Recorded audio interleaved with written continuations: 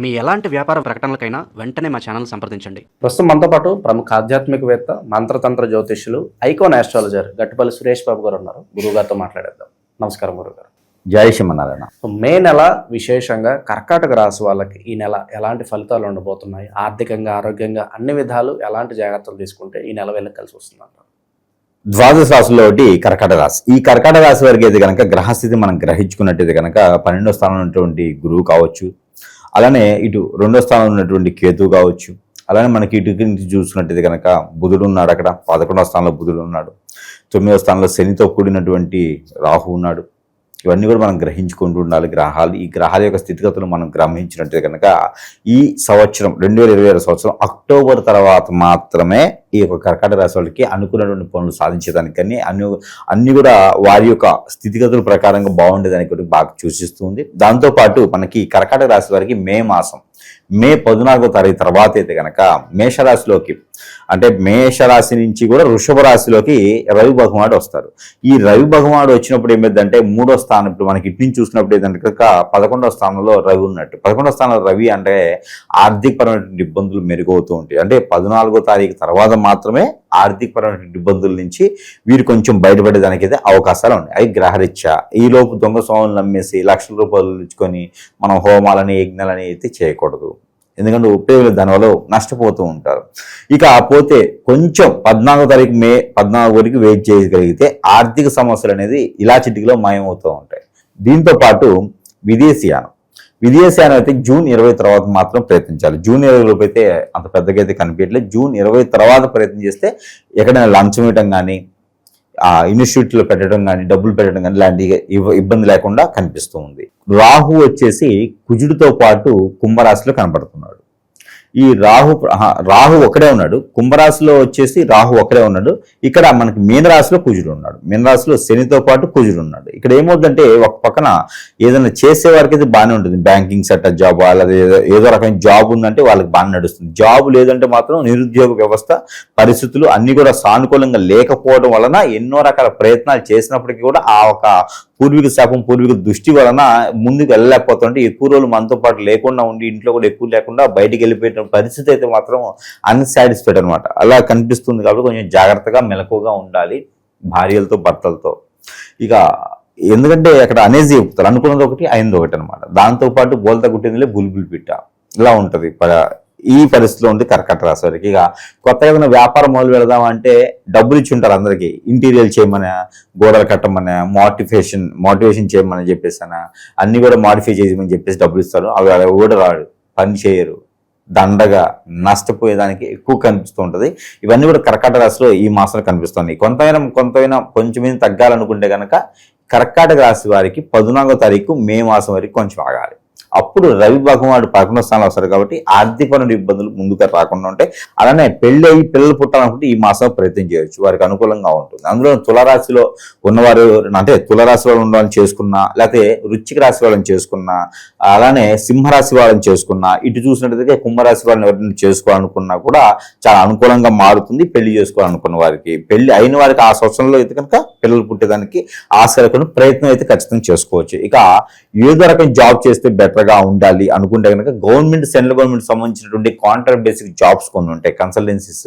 అలాంటి ఏదైనా ప్రయత్నం చేస్తే ఖచ్చితంగా వారు ముందుకెళ్ళలేక కనిపిస్తుంది కర్కాటక రాశి వారికి. ఇకపోతే ఈ యొక్క కర్కాటక రాశి వారికి మరొకటి ఏంటంటే హోటల్స్ రంగం చాలా అద్భుతంగా కనిపిస్తుంది. రియల్ ఎస్టేట్ రంగం, రైతులు కానీ చాలా అద్భుతంగా ఉంది. కాబట్టి ఎవరైనా సరే కొత్తగా వ్యాపారం మొదలు పెట్టాలంటే ఇలాంటి వాటిల్లో వ్యాపారం కనుక మొదలు పెట్టుకున్నట్టయితే కనుక ఖచ్చితంగా వారు పై స్థానానికి వెళ్ళేలాగైతే కనబడుతూ ఉంది కర్కాటక రాశి వారికి. ముఖ్యంగా ఈ యొక్క కర్కాటక రాశి వారికి ఆర్థిక సమస్య కాకుండా ఆరోగ్య సమస్యలు కూడా ఉన్నాయి.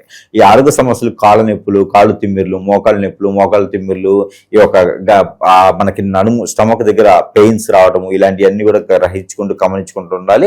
ఇవన్నీ కూడా కనిపిస్తూ ఉన్నాయి. దీని తగ్గట్టు ప్రికాషన్స్ అయితే ఖచ్చితంగా తీసుకోవాలి. ఫుడ్ సంబంధించిన ప్రికాషన్ విధించాలంటే తినేటువంటి వంటలో మస్టర్డ్ ఆయిల్ ఎక్కువగా వాడుకుంటున్నారు, ఇంగు ఎక్కువ వాడుకుంటున్నారు. ఇవి రెండు చేస్తే కనుక ఆరోగ్య సమస్యలు కొంతమేర అయితే మన ఇంటి వరకు రాకుండా ఉండేలాగా కనపడుతూ ఉంటుంది. ఇకపోతే వీరికి భార్య భర్త మధ్య తగాదాలు అసలు ఎందుకు వస్తాయండి? కంఫర్టబిలిటీ అవుతుంది. కంఫర్టబిలిటీ అయినా కూడా ఈ భార్య భర్త తగాదాలు ఎందుకు వస్తాయి? ఎవరన్నా ఒకరు డేట్ ఆఫ్ బర్త్ తప్పించి ఉండాలి. డేట్ ఆఫ్ బర్త్ కరెక్ట్గా ఉన్నాయండి, నేను అన్ని రకాలు చూసుకున్నాను, అయినా సరే మాకు చాలా ఇబ్బంది అవుతుంది అనుకుంటే కనుక వారి మీద ఎవరైనా చెడు క్రియేట్ చేయించవచ్చు. ఇప్పుడు బ్లాక్ మ్యాజిక్, వశీకరణం, బాగలముఖి, భానుమతి, యక్షిణి, కుబే, ఏదో రకమైనటువంటి చెడు క్రియ చేయించడం ద్వారానే మనకి ఏదన్నా చెడు క్రియ జరుగుతుంటుంది. ఇలాంటివన్నీ మన జోలు రాకుండా ఉండాలంటే సమీప దూరంలో ఉన్నటువంటి గురువు గారికి సంప్రదిస్తూ ఉండాలి. ఖచ్చితంగా ఆ గురువుగారి వల్లనే కొంతమేర ఇబ్బంది లేకుండా అయితే మాత్రం జరుగుతూ ఉంటుంది.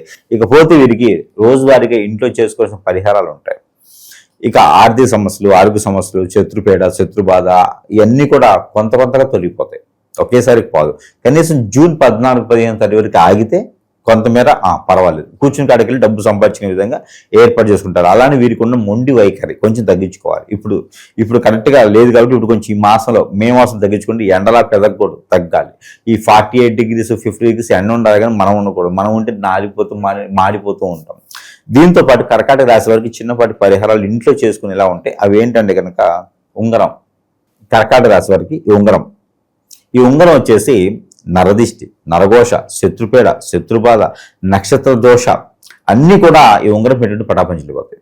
ఈ ఉంగరం వచ్చేసి మనకి చూపుడు వేలికి పెట్టుకోవాలి. ఎవరికైనా కావాలనుకున్న వాళ్ళు చూపుడు వేలి నెంబర్ ఇవ్వాలి. నెంబర్ ఇస్తే ఈ ఉంగరం అనేది మనం పంపించడానికి అవకాశం ఉంటుంది. ఇకపోతే ఉంగరం వచ్చేసి సరసమైన ధరలు దొరుకుతుంది. ఇది శక్తి యంత్రం, స్త్రీ యంత్రం, శక్తి యంత్రం అనమాట. ఈ యొక్క యంత్రాలన్నీ కూడా ఉచితంగా ఫ్రీగానే నేను కస్టమర్స్కి అందజేయడం కలుగుతుంది. కాబట్టి ఇది ప్రతి ఒక్క ఇంట్లో కూడా ఉంటే చాలా మంచిది. ఈ అందరికీ కూడా నేను ఉచితంగా అందజేస్తున్నాను. ఎవరిని కావాలని సంపాదించండి. దీన్ని మన వద్ద నుంచి వారి చెంతకి చేర్చేందుకు అయ్యేటువంటి రుసుము తప్పితే వేరే ఏది కరెక్ట్ చేసుకోవట్లా. దీంతో పాటు ఇంట్లో క్యాండిల్, పిల్లలు చదువుకునే వాళ్ళు ఉంటారు, పోటీ పరీక్షలు ఉంటాయి, ఇప్పుడు అంతా ఎగ్జామ్స్ నడుస్తూ ఉన్నాయి. వీరందరూ కూడా ఈ క్యాండిల్ రోజు 10 నిమిషాలు వెలిగించుకోవాలి.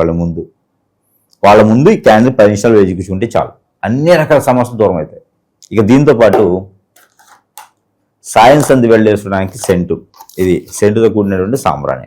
ఈ సాంబ్రాణి కనుక ఇంట్లో ధూపం వేసుకోవాలి. 21 days వస్తుంది. ఇంట్లో ధూపం వేసుకోవడం వల్ల ఎన్నో రకాల సమస్యల నుంచి చెడు దృష్టి, చెడు ప్రభావం, చేతబడి, హిప్నాటిజం, బ్లాక్ మ్యాజిక్, ఇంట్లో శుద్ధులు లేకపోవడం ఇవన్నీ కూడా ఎవరో చేపించినాయి. ఆ చేయించిన అన్న కూడా చిటికలో మాయమవుతాయి.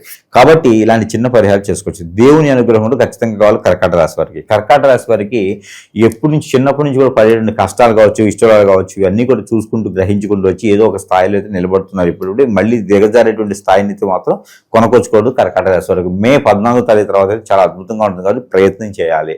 ఆ ప్రయత్నం కూడా ఇష్టంగా చేయాలి. మనస్ఫూర్తిగా చేస్తేనే మీకు అనుకున్న దానికి ముందుకెళ్ళేదానికి ఎక్కువ అవకాశాలు కనబడుతుంది. కాకపోతే ఈ యొక్క కర్కాటక రాశి వారికి రోజువారీగా ఇంట్లో దేవుడి మందులు చేసుకోవాల్సినటువంటి పూజలు ఏంటంటే కనుక నవగ్రహాలకు అభిషేకం, నవధాన్యాలు, గోధుమలు, జొన్నలు, సజ్జలు ఇవన్నీ కూడా తీసుకెళ్ళి పావుకులు తీసుకెళ్తే 6 రకాలు తీసుకెళ్తే అవి ఏమవుతుందంటే కనుక 1.5 కిలో అవుతాయి.